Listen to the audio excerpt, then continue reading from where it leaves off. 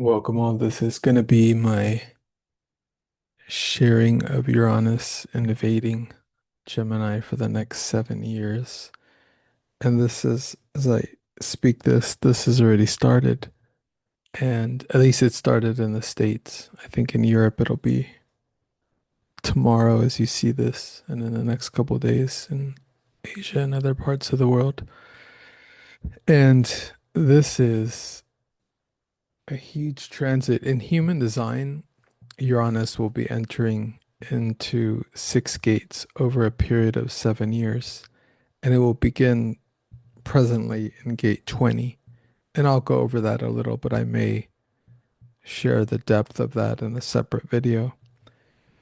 His gate 20 is a whole kind of frequency by itself that has to do with the pure manifesting generators, and it has to do with being present in third density awareness and either being present or not being present.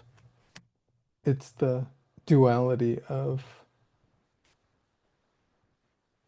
being fully aware of the moment or being offline, just energy down, just not aware, not able to respond fully in the moment. And that's gate 20, because gate 20 is the now. That's a gate about the present, the now.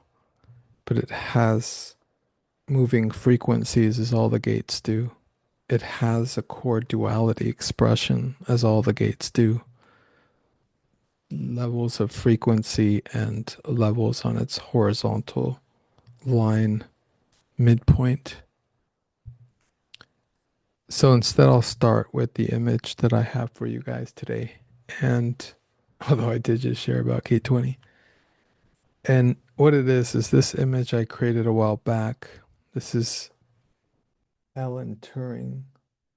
He was a British mathematician who was involved in the in the theoretical foundations for the creation of the computers in the 30s and 40s. I think ultimately this came out in 1945, and there's a lot of interesting things about what occurred during his lifetime, and very similar actually to Oscar Wilde, who was gay like him. He was a figure that became kind of a target. In his case, he actually, in the 50s, committed suicide by coloring an apple with cyanide all over it. And so that's why I created the image with him holding a golden apple of sorts. And the deeper levels of symbolism here are not understated. I mean, it's an apple. Why did the biggest computer company ever create its brand of an apple being bitten into? We know through religious conditioning that an apple is, well, symbolized as the forbidden fruit of the tree of knowledge. And so, with that, we have many layers of unnatural technological developments of man, beginning with agriculture, and then, of course, the ultimate misery of the separation of families from their own land, and ultimately modern technology. And so, yeah, the mystery of why they used an apple, I'm sure that's not lost on many. Now, the real message here, though, it seems, is that he was very aware of where this could lead. And so he actually had this quote where he said, I believe that at the end of the century, the use of words in general educated opinion will have altered so much that no one will be able to speak of machines thinking without expecting to be contradicted.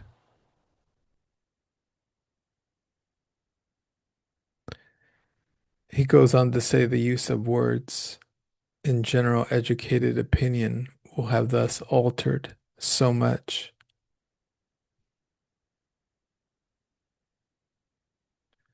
It's interesting because he's not saying in here, as Cerzanne noted, Cerzanne was talking about him in his novel or his book, Future Primitive.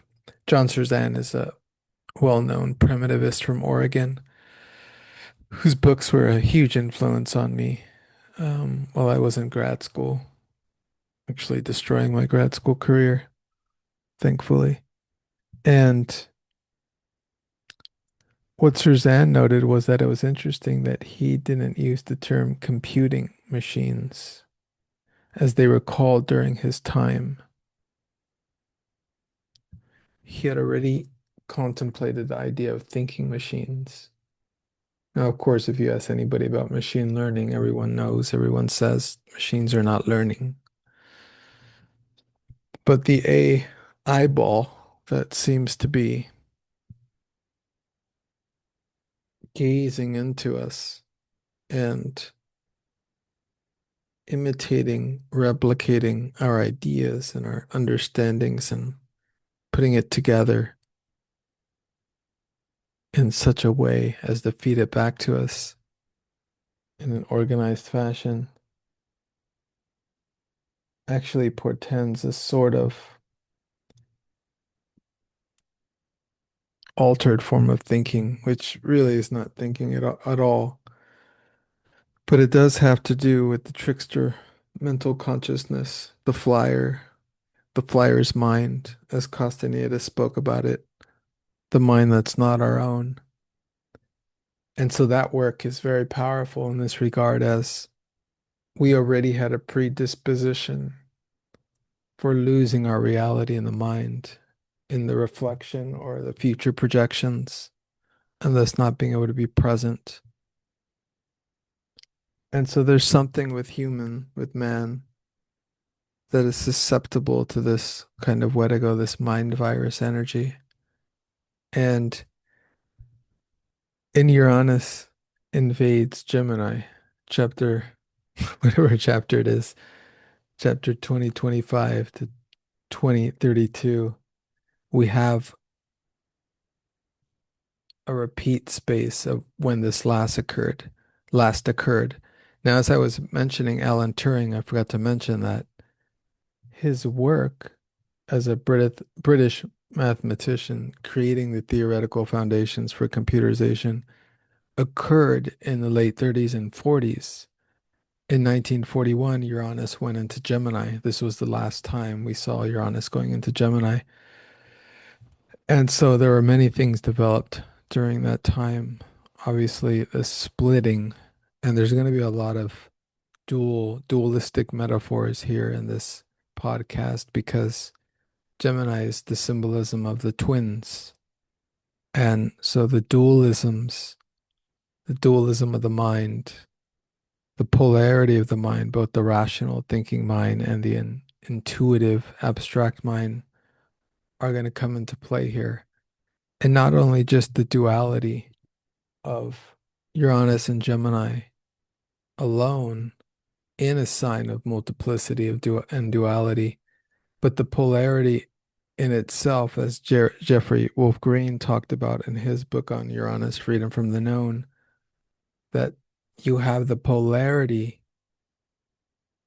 representing this dualism of Gemini representing the cognitive, the physical assessment of the world and its polarity, its astrological polarity, Sagittarius representing the intuitive, the abstract mind, as well as the higher mind versus the lower mind concept of the second house, sorry, the third house and ninth house polarity in the astrological house system for Gemini, third house, and Sagittarius, ninth house. as well as as I was saying, the physical represented by Gemini and the metaphysical represented by Sagittarius. And so this duality, this polarity is coming into play and will come into play as well. And so this is a 7 year transit. So wherever you have Gemini in your chart, be where Uranus is going to come into this area. And so wherever that is, for example, if you're an Aries rising, it'll be in your second house. If you're a Gemini rising, it'll be in your first house. If you're did I skip one? Yeah. If you're a Taurus rising, it'll be in your second house of finances and resources. In Gemini, if you're a Gemini rising, it'll be occurring in your first house. And so you'll get to change up who you are. And I think for Aries, I think I confused it. For Aries, it would be happening in your Aries rising. It would be in your third house of the mind. And those are just a couple of examples. The rest of the signs will follow suit with that order. And what it means to have Uranus going through the first house means you want to change up how you present yourself to the world. If it's going through your second house, you want to change up, expand, and be creative with how you utilize your resources and how you work. And if it's occurring in your third house, then you might look at different ways to think, process, and reflect about things. If it's occurring in your fourth house, then there may be changes you want to add to your home or moves you want to make. If it's in the fifth house, there could be changes around the way you express yourself creatively. If it's in your sixth, then you might be creative with different ways of how you work in the day to day and also how you take care of your health. In the seventh house, you want to change things up, change how you work with others and how you work with partnerships and try new things in new ways and et cetera, et cetera. I'll just leave it at that. And so what I was hoping to get to here with Uranus and Gemini is an abstract representation of its movement through these next 7 years through a different lens, through kind of a quantum lens. And we do this speaking about how in astrology, when there's an issue, when there's problems that arise in a particular sign, we look for the solution in its polarity. And so the solution we would look to for Uranus and Gemini would be in the direction of Uranus and Sagittarius. Now, as Gemini represents the lower mind, the physical mind world, Sagittarius represents the higher mind, other worlds. And so the whole symbol for Uranus moving into Gemini is freedom from the known expressed through the trickster mind of consciousness. Because Mercury is the trickster as the ruler of Gemini, the twins. So we have twin Mercury, a trickster mind, a duplicitous doppelganger playing on the stage for the next 7 years. And this performance is grounded in a bifurcation of consciousness. It's grounded in all the dualistic representations of consciousness, nonlinear cognition, translinguistic transmission. What we're looking at is the collapse of dual paradigms and the possibility of the mind to contain paradox. So we're transcending basic concepts of primitive mental processes. I'll give examples as I'm talking really abstractly. What I'm talking about, and this is some of this is coming, and I'll give you guys some of the sources here. I already named some of them, but I've also been rereading Peter Carroll's Liber Chaos because in this book he's able to clearly represent the ideas of classical relativistic theory versus the quantum model of of a way of organizing and thinking about the universe as like total structures of how the universe works. For example, many have been talking about the concept of singularity. Now, singularity, that concept only really pertains to a perspective of the universe as embodied in classical relativistic theory of the world of consciousness. And there's no evidence for singularity. There's no evidence for the world being born of a big bang or it disappearing in a big bang. It's a very linear causal model of the universe, a beginning and an end. And a beginning and an end that begins and ends in the same way. And it's very interesting. Some of the ideas that Carroll posits are that there's a correspondence between religious mythology with its positions of the verse having a beginning and an ending with dominant models of the scientific paradigm of the classical theoretical relativistic model. Whereas in contrast, more and more magical theories consider time to be circular and thus acausal, or perhaps a form of metacausality, where events are their own cause. Well, this, of course, does spring forth from quantum models of consciousness. And as Carroll explores further, it does presuppose the kind of closed system.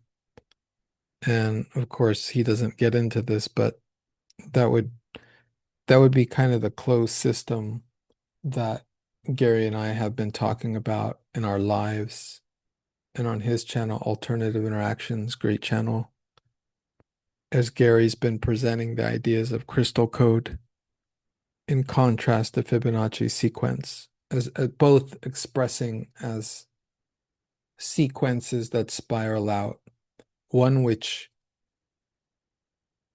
spirals out more into a loop that continually feeds itself and thus dies in itself, in contrast to the crystal code, which spirals out and does not loop on itself, thus being a life code versus the death code of Fibonacci.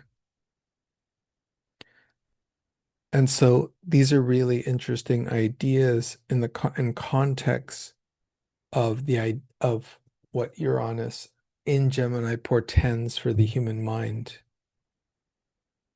And there's terms that I've been playing with, almost in a way of coining like new terms to represent what this means to the human mind. Because the duality of perception in itself will be collapsed. And I'll explain a little later how that will occur. And of course, it has already occurred, and it's always been this way because we're already playing here in an atemporal and acausal realm of understanding. There is no beginning or end here. I'm not beginning and ending this podcast tonight.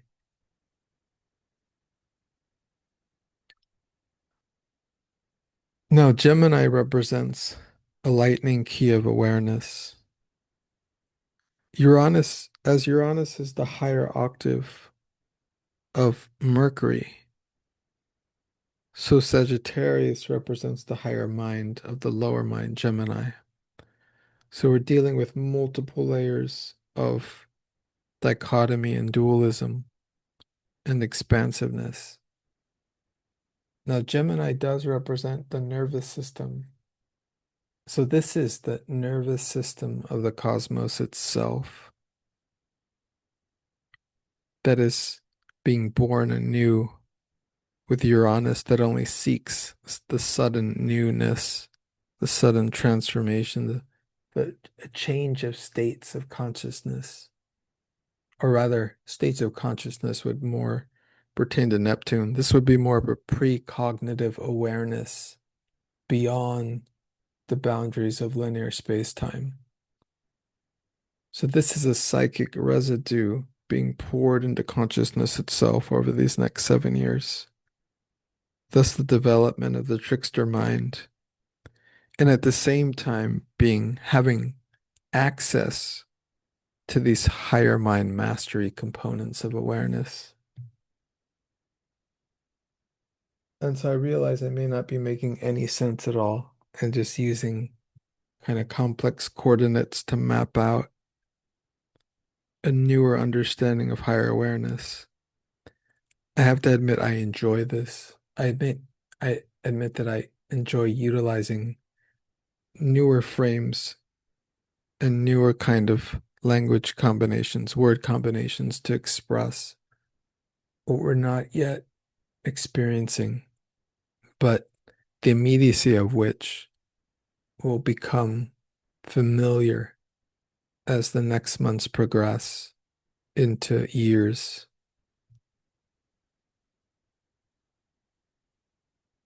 Now, what's clear to everyone is that, and we've already been experiencing this since our one of our Uranus conjunct Sun leaders has come into recent stage presence at the beginning of this year, that there's been a burst of contradictory narratives and information, and that will continue. But the way that it will influence us or affect us will shift and change as we adapt to the way information is spiraling outside of us and within us. And so outmoded mental structures of grammar, logic, academic consensus will, as they already have, begin to unravel and then put themselves back together in such a way as to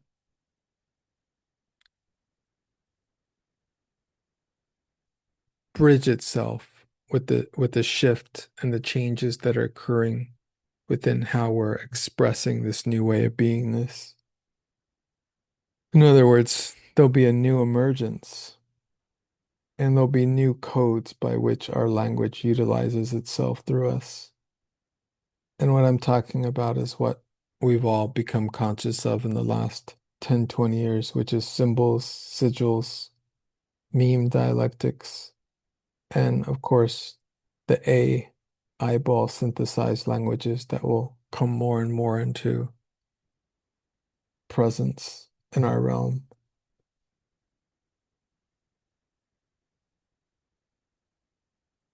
Another aspect of the Gemini archetype being that it's twins is very interesting in the way that it does merge with a lot of myths of modern consciousness. And these are not myths, these are realities that already have been made, that we've been made aware of.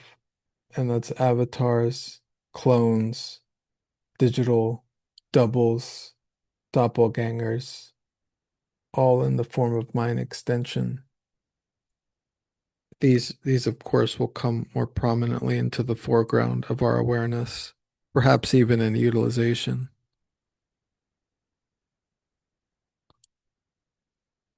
And every time I express such ideas, I hasten to remind everyone that clay and iron do not mix. I'm not remembering the exact biblical quote for that, and I'm not advocating a perspective right now. I'm just presenting information. But I think that quote, it might have been in the book of Daniel, expresses more than any other the contrast between man and machine, clay and iron, natural and unnatural, original and copy.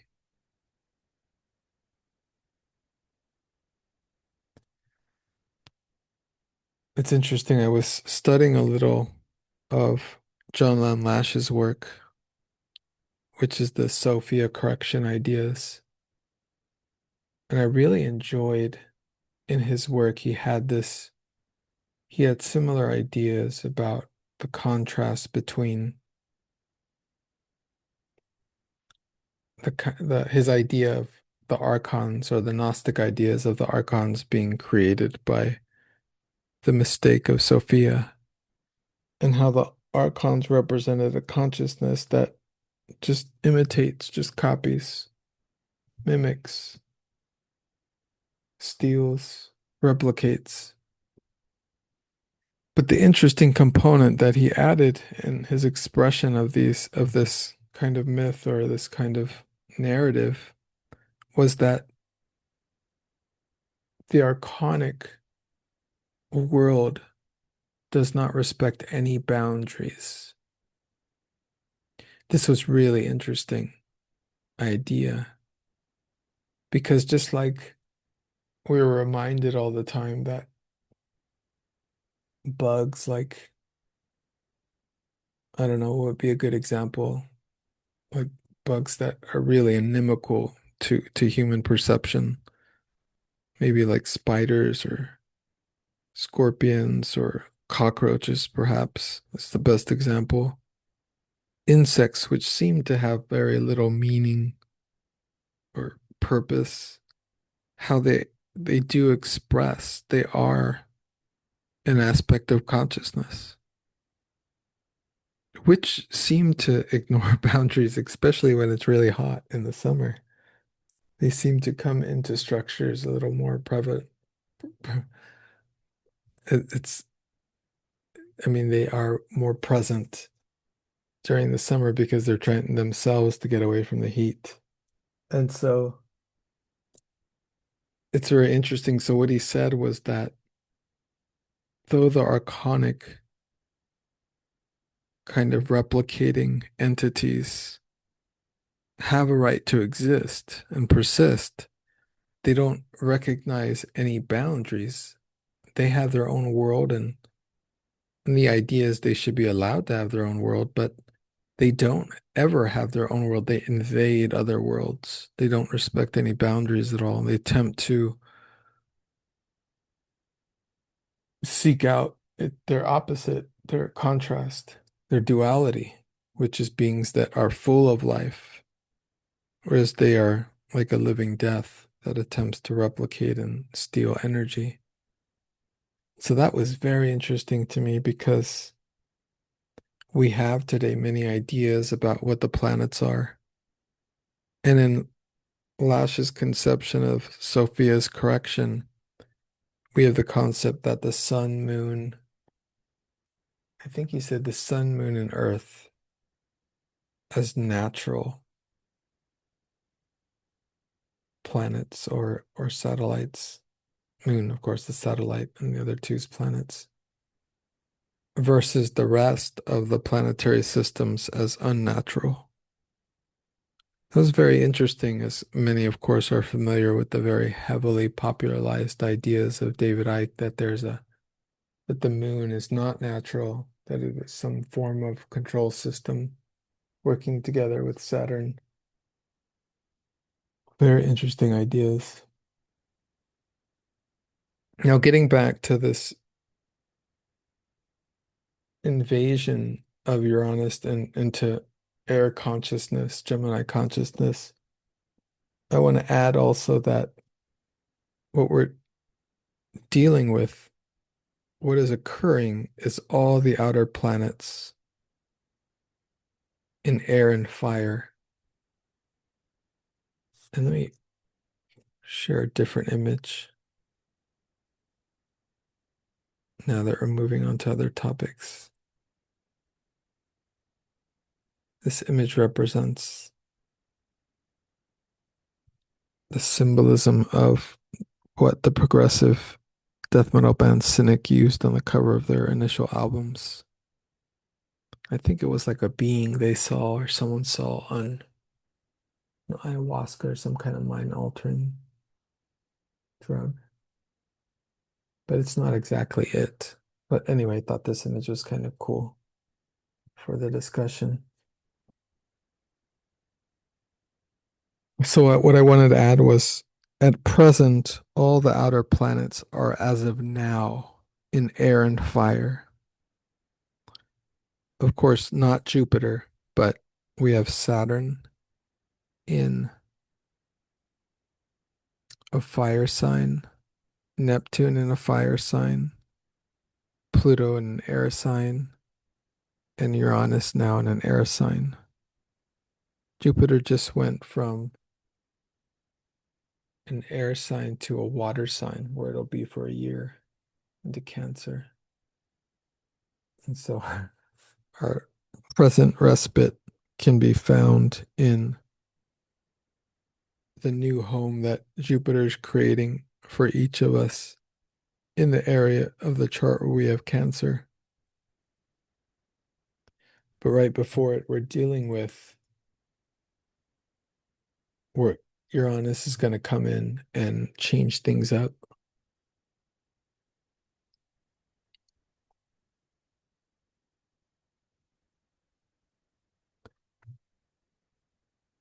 Now, some other themes that seem to be prevalent amongst some of the other planetary signs like Aquarius, Pluto and Aquarius is the concept of decentralization. Even though we're dealing with or have been dealing with the propaganda of centralization, especially of digital currency and globalization, we are, of course, at the same time dealing with nationalist modes of economics, the BRIC system, versus the US dollar as the reserve currency, for example. Obviously, there's many different currencies and I'm speaking now on a mundane astrological level. And then we have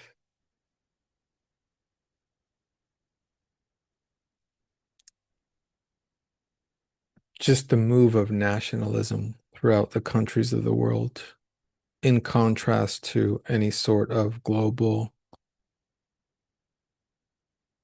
I don't know, maybe communist would be the contrast, kind of, or just global community ideas like kind of Europe has to some extent.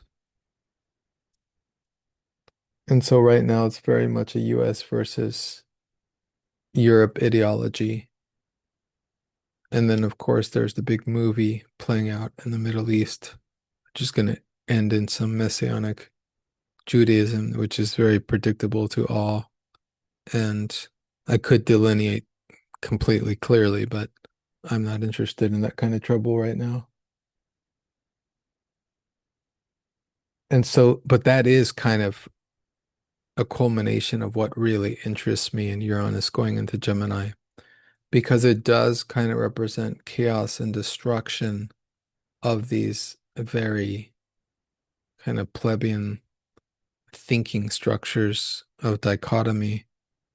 As I mentioned before in Liber Chaos by Peter Carroll, he very distinctly presents how old scientific models are just kind of so much patchwork and dress up of religious themes and mythology, which is so passé, so antiquated. The concepts that these religious figures exist in some literal level, and that we're burdened by some kind of sin. It just doesn't make sense. The ideas of, for example, Christ consciousness or the stories of the Buddha and other religious concepts which represent higher modes of mystical realization. Those are different concepts. That's not what I'm talking about. Those are very pertinent concepts. They're even very present in human design because of the Godheads idea in human design, which is the 20 different Godheads, which overlay all the 12 astrological signs, beginning with Janus for Aries. Actually, it doesn't begin with Janus because Aries represents the second half of Aries and the first half of Taurus. I don't remember the first half. It might be Michael, Archangel Michael. So again, my interest here is in the developments of the higher mind to withstand the paradox and the contradictions of these dualistic principles as they collapse and a new language is created. And this new language may or may not be a bridge to others in the sense of an external language, but more of an internal language. And so, yes, ad infinitum, I repeat that Uranus being a chaos agent, affecting our nervous system, affecting the moment, sudden shifts and changes and chaos, doesn't have to be an external game of like just eating the popcorn and watching the show 9 to 5 every day with an hour for lunch. You know, the war show, or whatever show is playing. This is a development of inner consciousness. This is finding stabilization and a real visual world within yourself. What is it? There's a quote I came across recently. One should be able to walk long enough in their own consciousness so as to not run into anyone for hours. Of course, I'm restating that in my own words. But the development of inner consciousness, worlds within worlds, the inner world in contrast to the outer world, developing our inner verse is the true meaning of this Uranus moving into Gemini, moving through the pillars, moving through a test of awareness of the higher self. The two pillars stand at each side. The two pillars of Gemini and Uranus representing the god of the sky. And so the higher self or the lower self of consciousness rising into the higher self of consciousness as represented in this image. The show's going to become really good and the popcorn is going to become really tasty and the chocolates and everything else that's sold in our theater. It's going to be a great show. It's already happening. Like all the strange images. I even saw in some images a buddy sent me today, like these red jellyfish, higher self looking beings in the sky. It's just the most absurd things. There's been so many recorded images of people recording like just like people in the sky, images of people or things like flying and it's like a giant birds in the sky. Like it's just the most arcane, the most absurd things. And they're on video. And of course, I'm not going to argue for veracity because we live in AI times, but and that's its purpose. I mean, with Neptune and Saturn on the Aries vanishing point, what's real and what's not real is the game that they're playing on us. If they don't want us to think it's real, they call it AI. I mean, it's a game they've already set up with all the rules for us to play and for us not to question. But with Uranus and Gemini, we're going to question it. We all are. And many more are going to wake up to the awareness of the game that's being played and the game that we're playing on ourselves with our own consciousness, because ultimately that's what it is. Another major theme of Uranus moving into Gemini is changes in the way that education occurs. I think it was in the mid 1800s that kindergarten was created in Germany. And its whole intent was very different from what it became, as many are now realizing that children should just be in the act of play until at least 7, 8 years old. And they shouldn't be in a school learning to read or learning to do this or that. So it's very interesting how these ideas will invade consciousness and how it will affect the way we present education. I'm going to have some of my tea right now.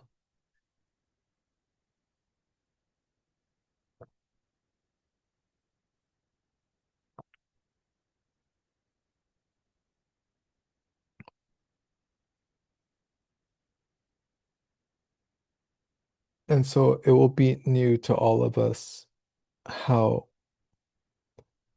our attempts to decentralize our world and avoid centralization, how a new form of communication will develop.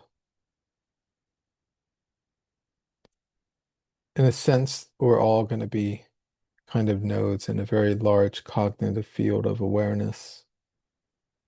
And I don't mean some kind of hive mind matrix awareness, more like a hyper mind awareness. This is access to the higher mind. So this is like visionary consciousness, sudden hits just coming to us and us being ready or not ready for it. Flashes of inspiration, flashes of awareness, flashes of higher mind concepts. Art, logic, language, all fusing into new and different and multivariate forms of awareness.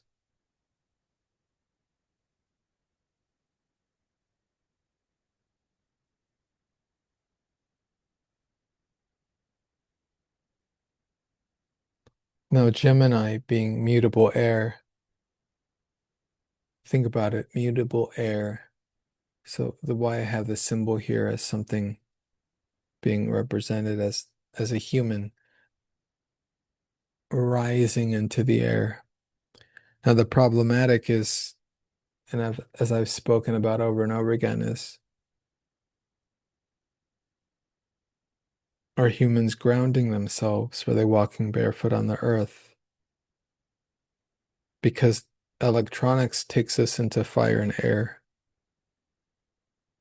It is a sort of electricity. It's a sort of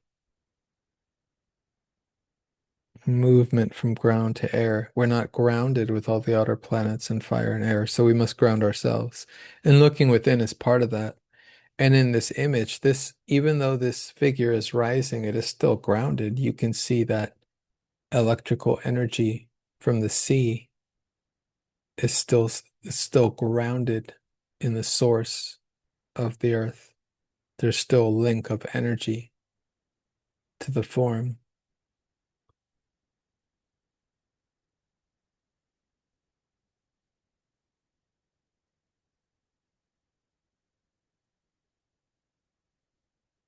We'll be creating a new form of myth, magic, and mind, and it'll converge into a new symbolic awareness that will be mapping itself out as we move forward these next 7 years.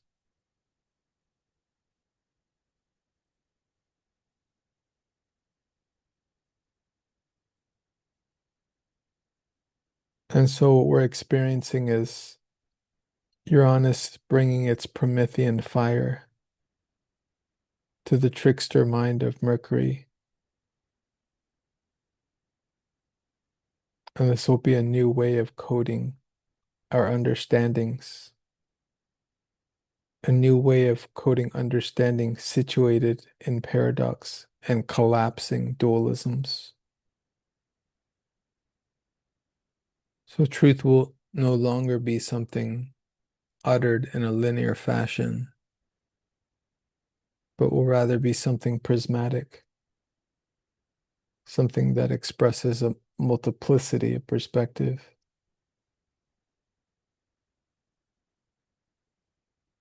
And at the same time, all our truths have always been tautological and circular.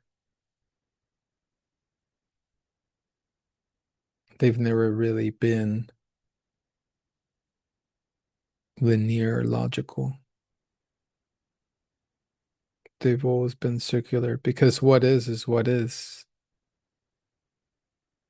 And that's a tautological statement, something circular. No, circular thinking could be an Ouroboros. It could be a snake eating itself, no source. But we're not looking at the Fibonacci sequence here, which is a sourceless dead code. But we're looking at crystal code, which is something that expands outward and grows and yet circulates and spirals. And this will be the development of consciousness.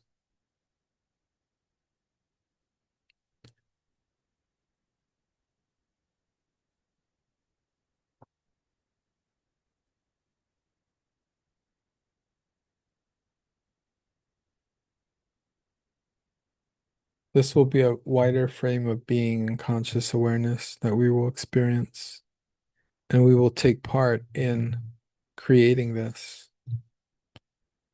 And in this movement, of course, we'll all stay conscious of any attempts to cut off the freedom of decentralization, or things will become centralized.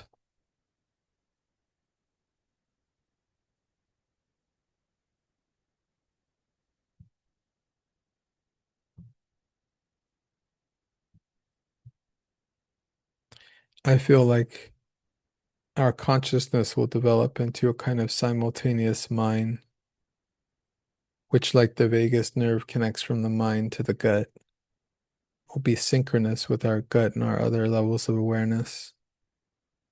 Because as it's noted in Human Design in 2027, the solar plexus will be awakening and it will become an awareness center. And so when I speak of simultaneous mind, I'm talking about the other minds of the body, the sacral, the solar plexus, other forms of other forms of awareness. This is not necessarily mental awareness, but Uranus is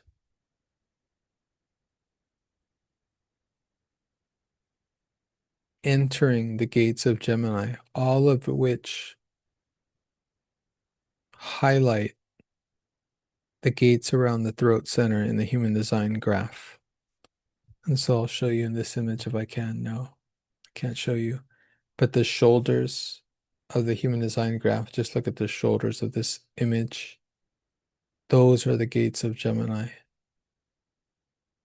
And so the layers and layers of manifestation will be occurring so rapidly and so quickly, which is the signature of Uranus over these next 7 years.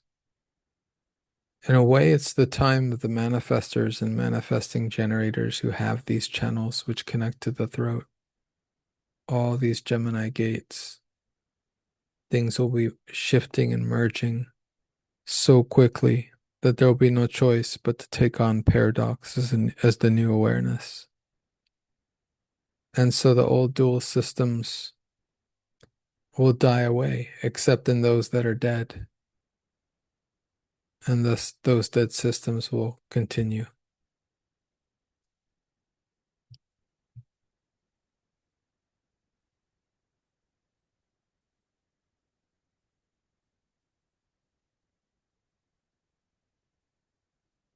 I'll add a couple more things before I end this.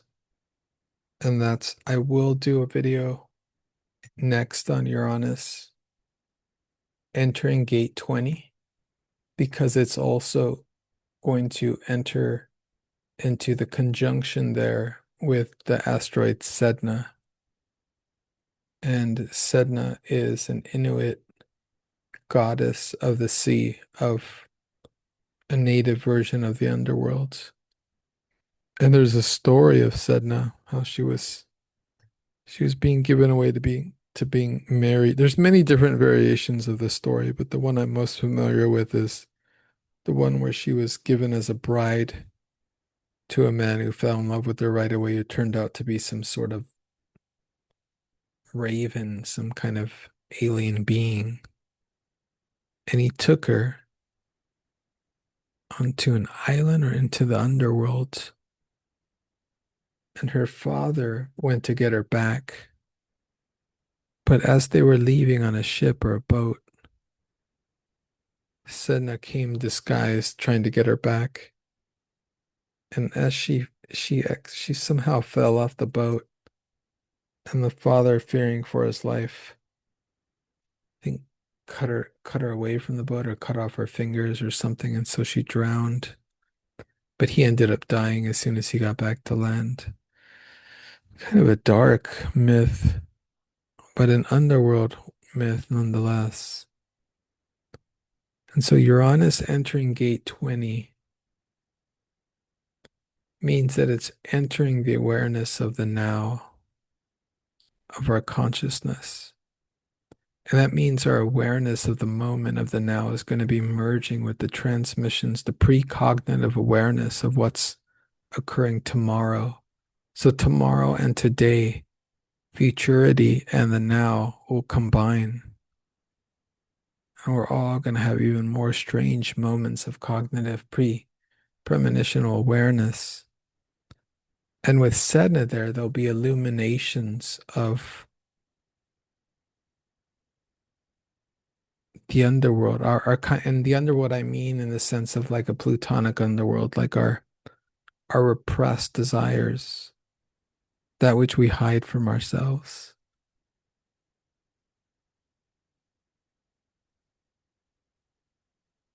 And so it will be a time, of course, again, with Uranus lighting up all the gates to speech, where we're moving into a time where we're not going to be able to hold back.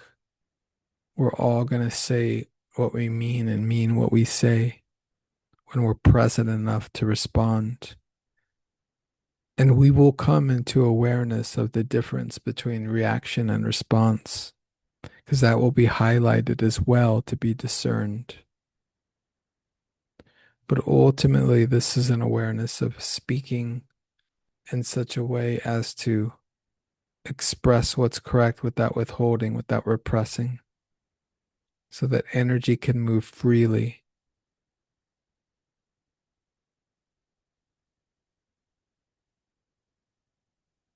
Whether dark side or light side, but more in the representation of balance.